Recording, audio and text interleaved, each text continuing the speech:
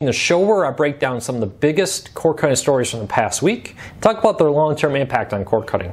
We got new news on the Disney streaming service coming out next year, more details on the ESPN streaming service coming out this year. But first, DirecTV Now just made their Apple TV deal even better. Now instead of prepaying for 4 months, you can prepay for 3 months and get a Apple TV 4K 32GB. It's a great deal on an Apple TV. Comes out to be about $105 up front, and you get 3 months of DirecTV Now. Link down in the show notes to get that. It's the first story right there if you're interested in learning more. But let's kind of dive into some of the news from the past week and talk about it.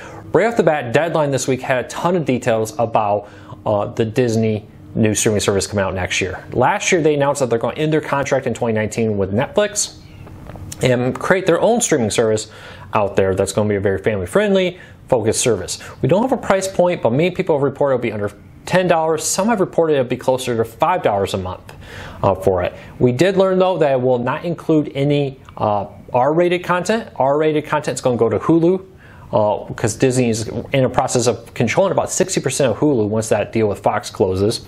They are also looking at creating new movies and series. There will be 4 to 5 original movies and 5 original TV shows every year, or at least in the first year and growing from there. Disney's willing to spend up to $35 million per original TV show for this streaming service. It will include some Disney movies and content. We don't know how much. Is this going to be like everything in the catalog? If it's under $10, probably not. But I would look for it to be a lot of content. Seems like Disney really wants this to be a family-friendly service by not having R-rated content. They want to say, hey, if your kids are younger and you want to feel safe with them watching content, come to the Disney service, pay us, and you'll know that only family-friendly content will be here. So we'll have to keep an eye on this. Is it going to be $10? Is it going to be $5 a month? We'll have to wait and see. Next up, Hulu is making their live TV streaming service even better. They're rolling out 60 frames per second. They posted that they're going to be doing this in phases. Right now they're in phase 1. So what's 60 frames per second? Well, as your screen refreshes every second, there are a certain number of frames it displays. So that shows you the motion and everything. 30 frames per second looks great for action like this. 60 frames per second, because it's twice the data, will give a much smoother video experience, especially when it comes to fast action movies and sports. Hulu has been one of the few services out there that did not offer 60 frames per second. Now they're rolling that out to select devices and channels. They posted that this will be coming in phases, and in the future there will be more devices and more channels supported with it.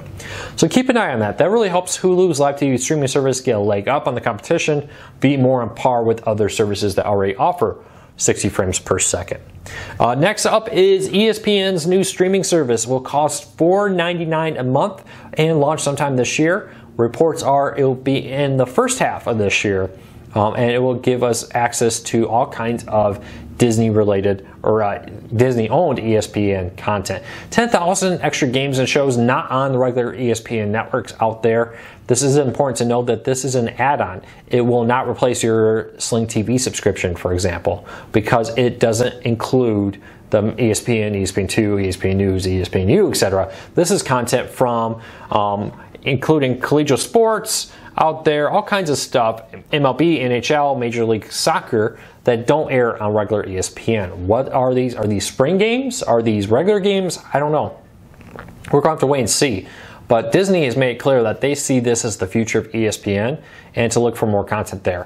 One of the things to remember, though, is Disney is buying Fox Sports regional networks. So in the future, they're going to go from Fox Sports regional networks to be ESPN regional networks, we're assuming. I don't believe that Disney plans to keep the Fox Sports name.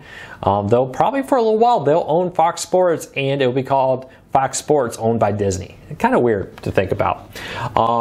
So keep that in mind on that. Something to watch. You know, maybe this will give you access to, you know, like Fox Sports Detroit's content, which I guess we call it ESPN Sports Detroit. Or ESPN Detroit. So maybe you'll get out-of-market games. Fingers crossed. We'll have to wait and see what that looks like. I'm sure there's a lot of contractual issues with that, but something to keep in mind. Next up, one of the biggest things it seems like the FCC and the current federal government is working on is rural broadband, expanding broadband out to more rural areas, doing this both by expanding wired broadband and fixed wireless services like 5G and so forth. Now the FCC has announced plans to release $2 billion this summer. They're going to have an auction where people can bid on specific plots of land, and it's really complicated because you have to bid on 2 undesirable markets, for example, to get a desirable market. What's an undesirable market to an internet service provider? Well, that's a market where you have to run miles of cable to get a couple homes. You know, if you run a cable in a major town, you could run a mile and connect a few hundred people, if not 1,000 people in some of the more densely populated towns. You go out to rural areas, you may run a mile cable and connect 1 or 2 people in some areas. So they're saying, hey, if you want this $2 billion, you have to agree to sign up for 2 undesirable markets plus maybe a desirable market to get this money, and then you have to meet certain requirements, and then you get the money to help expand this rollout. And it seems like a pretty aggressive, interesting strategy the FCC is doing, basically trying to force companies to expand into more difficult markets to be able to get money to help, or rights to help them expand into more favorable markets. So keep an eye on that. That is something to look at. 5G is coming. It's still going to be 1-2 years away, and some of this will be fixed wireless systems that'll be launching. Now it's auctioned out this summer. Work probably start later this year and early into next year. As once they do the auction, they still have to do the site surveys, the plans, the engineering work, etc. So keep that in mind. We're moving in the right direction. I often get asked though is, why is the United States so far behind? And in reality, in most of our areas, we're right on par, if not ahead of many areas around the world with our internet service. The problem the U.S. has is we're vast, and a vast part of the United States is very, very rural. So when you go into areas of Montana, Wyoming, Alaska, the list goes on and on. Even parts of Texas are very rural.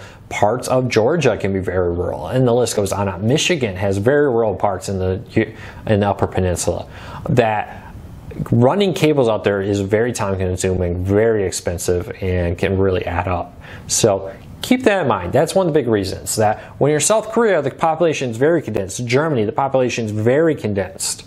And wiring that up is easier because you run a mile, you get a better return on your investment versus having to run a cable sometimes maybe 3-4 miles to hook up one person.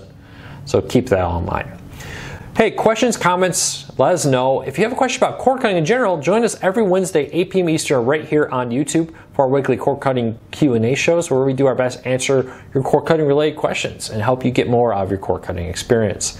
If you like this video, hit the thumbs up. We would really appreciate it. It helps us unbelievably when people leave comments and hit the thumbs up. So check that out and hit that subscribe button for more cord cutting news, tips, tricks, and how-to guides.